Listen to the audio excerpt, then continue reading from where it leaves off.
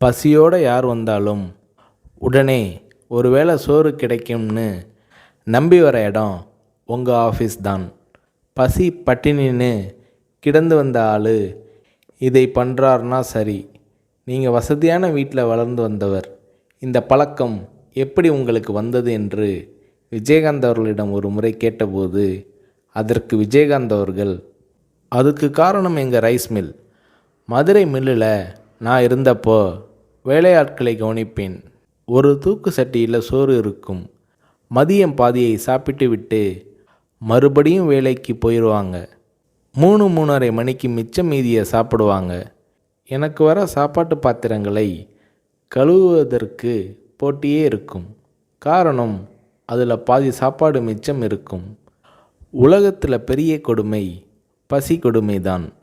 வயிறு காஞ்சி வந்து நின்றவனுக்கு என்ன சொன்னாலும் ஏறாது. தவிர பெரியவங்க சொல்லுவாங்க, மனுஷனுக்கு எது கொடுத்தாலும் எவ்வளவு கொடுத்தாலும் பத்தாது, வேணும் வேணும் என்று தான் கேட்பான். அவன் போதும்னு சொல்கிற ஒரே விஷயம் சோறு மட்டும்தான்னு சொல்லுவாங்க. அது என் மனசில் பதிஞ்ச விஷயம். என்னால் கொடுக்க முடியுது, செய்கிறேன். நான் சம்பாதிக்கிறது மக்கள் காசு. என் உழைப்புக்கு அதிகமாகவே ஊதியம் தராங்க. அதில் ஒரு பகுதியை படிப்பு அது இதுன்னு அவங்க உதவிக்காக செலவழிக்கிறது என்னோட பொறுப்பு என்கிறார் விஜயகாந்த்.